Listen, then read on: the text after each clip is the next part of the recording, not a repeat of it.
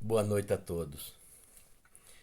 Vou aqui apresentar para vocês um dos melhores capítulos do livro de Hugo Vast que ele deixou, e é um capítulo muito longo, mas eu vou aqui ver o que eu posso adiantar neste capítulo.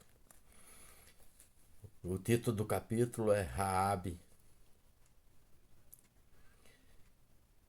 Nessa noite Frei Plácido teve um sonho que o sino do irmão Panfilho interceptou.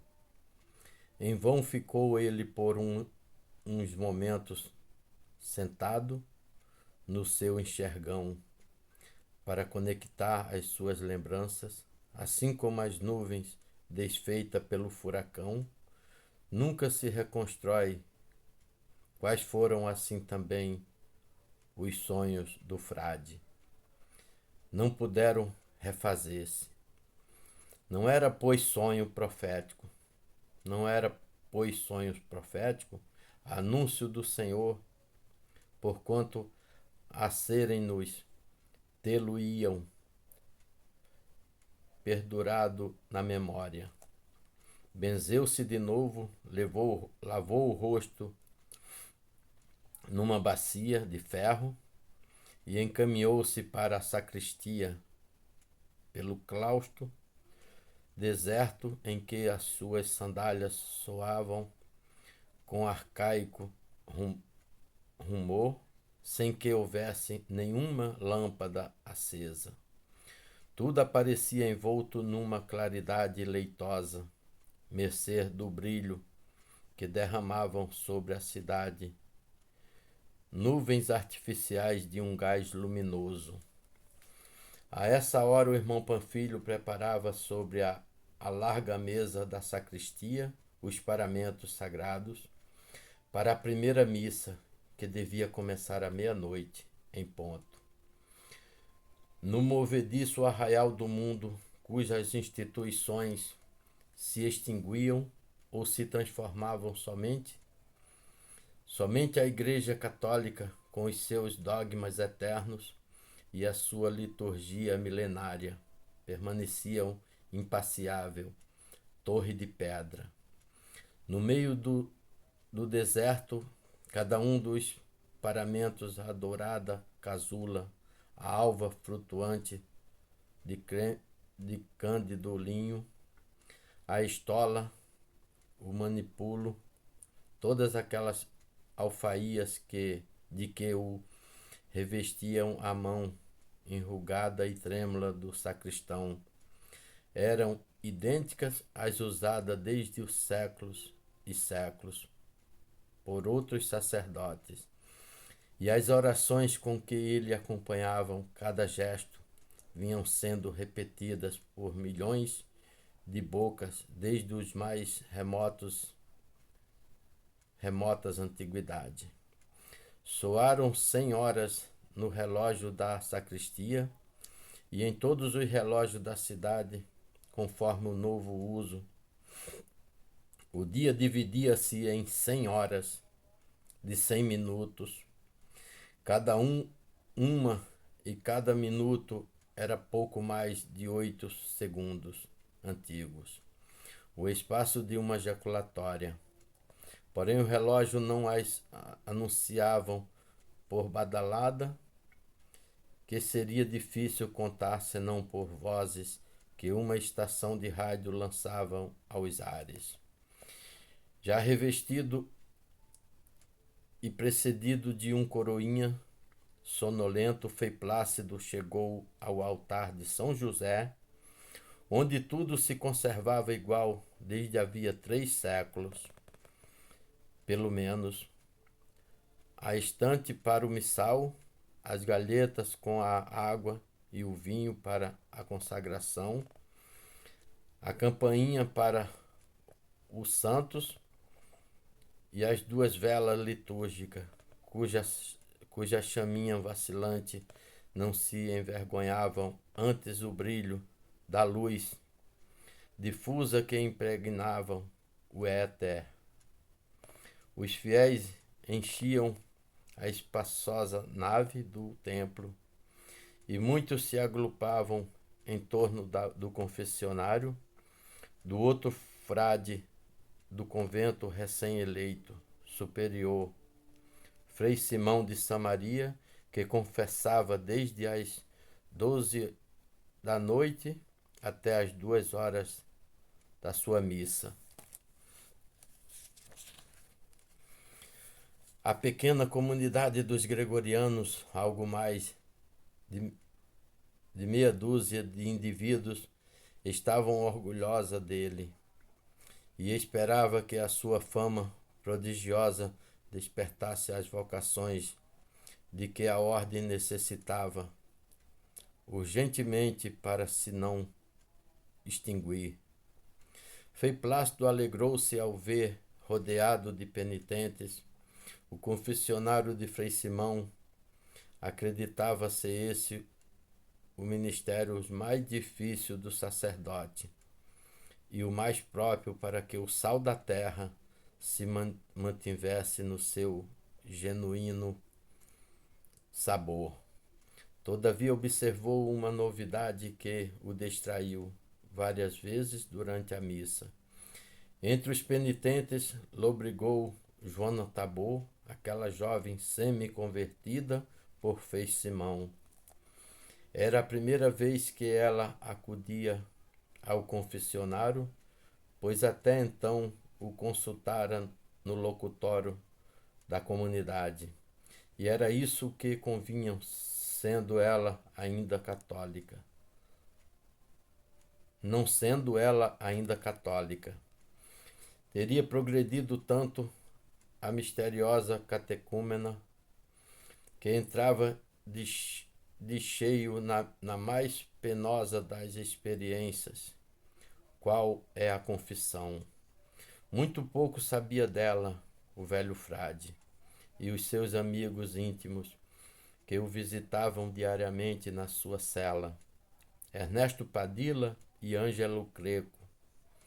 Mais velho do que ele, ambos os que conheciam toda a gente, nada sabia daquela mulher de nome sonoro e misterioso que tinha comprado ao governo da antiga quinta dos jesuítas em Martinez, perto de Buenos Aires. Um dia naquela casa em que antes se bendizera a Cristo, celebrou-se uma grande festa profana, e a formosura e a riqueza de Joana Tabor transformaram-se proverbiais.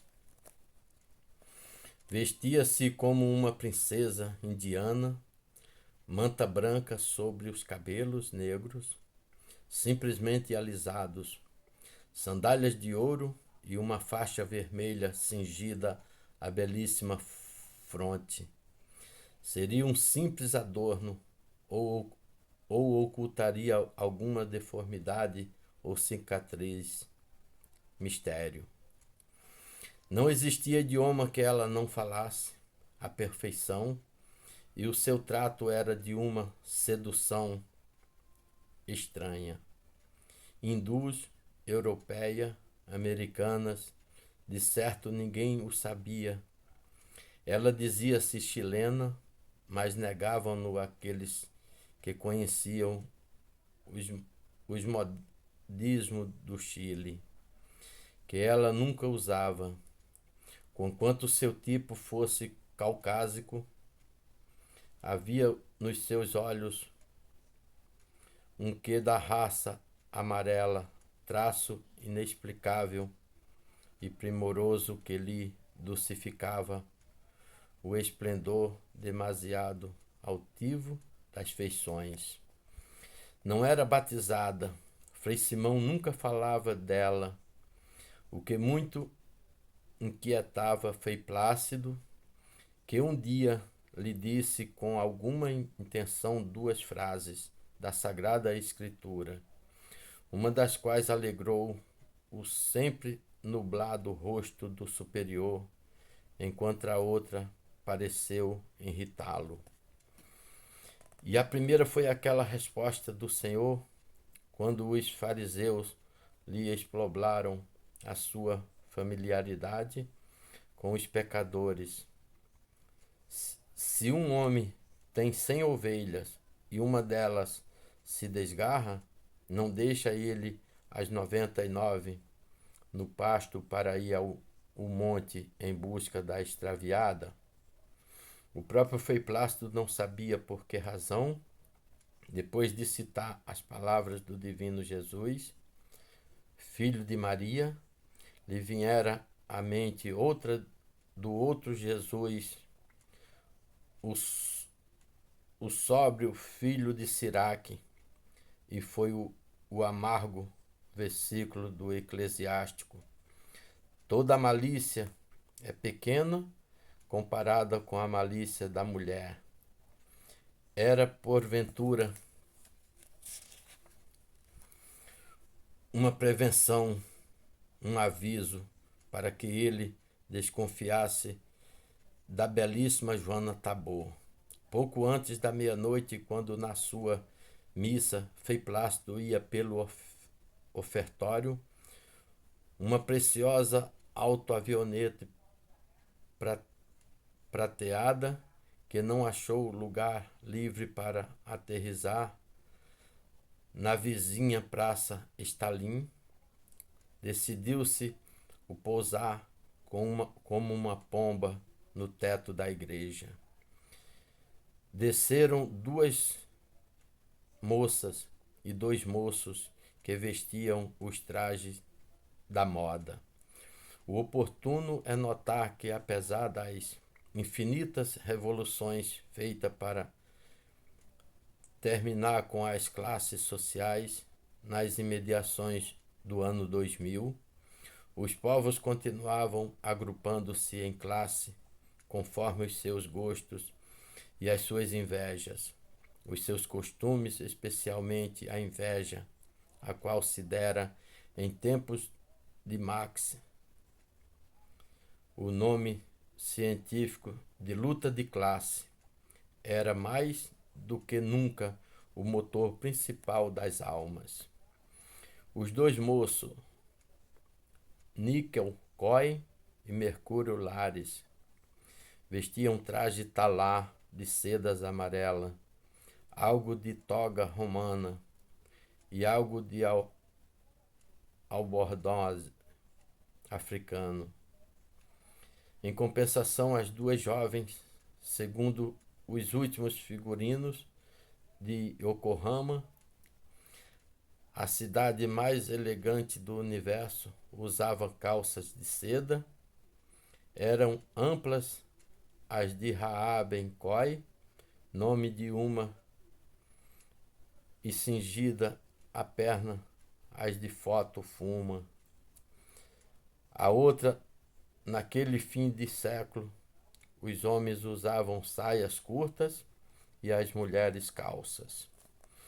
As duas moças vestiam, ademais, elegantíssimas blusas de couro vermelho sem manga, o que permitia ver-se-lhe no braço direito, um pouco acima do cotovelo, marca a fogo, o número 666, a açoiteias dispostas para a aterrissagem dos aviões.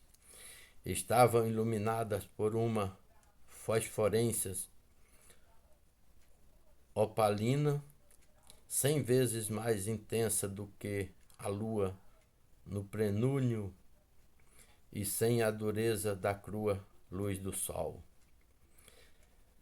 Tal resultado obtinha-se lançando torrentes de um gás ozonizado que se mantinham entre os 100 e os 150 metros de altura, formando um toldo branco e úmido e unido. Esse gás eletrizado à distância produzia uma claridade tão maravilhosa que os povos acabaram por não sentir falta da do sol. Nas noites de vento, a luz sofria ligeira oscilação, o todo costumava rasgar-se e apareciam pedaços de um céu que, mesmo coalhado de estrela, não mereciam senão as multidões dos cidadãos, porque esse fenômeno obrigava as máquinas que faziam o gás a multiplicar a sua produção com grande despesa para repor o que o vento pompeiro ou o vento norte haviam varrido. O único inconveniente do sistema para olhos de outros séculos era que os habitantes das grandes cidades ignoravam a beleza dos céus estrelados. Milhões de seres nasciam, viviam e morriam sem jamais haverem contemplado uma noite de lua. Mas o que importava isso? Em todos os séculos, houve pessoas que, sem serem cegas, jamais quiseram ver a saída do sol, nem interromper o sono para contemplar a estrela da manhã. Contudo, é tal a beleza da estrela da manhã, que entre os horrores do Apocalipse, o Senhor, para ponderar a grandeza do prêmio que ele destina aos que perseverarem, compara-o com ela. Ao que guardar as minhas obras até o fim, dar-lhe-ei a estrela da manhã. Discutem os intérpretes sobre o sentido desta promessa, mas não os poetas que a aceitam no seu sentido óbvio. O direito, pois, para eles, a estrela da manhã é uma das maravilhas deste mundo povoado de inobservadas belezas. Os passageiros da avioneta haviam descido nos telhados de São Gregório, com desejo de proporcionar-se um bom lugar para ouvir o sermão do famosíssimo padre, que tinha absorto e comovida a cidade. Seria uma distração nova. Vou aqui botar um ponto para que depois a gente continue. E que leitura! É de tirar o fôlego e a gente contemplar, e no final desse capítulo a gente possa ter aprendido coisas que no normal do ser humano ninguém pode compreender. Tenham uma boa noite a todos, fique com Deus e salve Maria Santíssima, Rainha dos Anjos e dos Homens. Amém.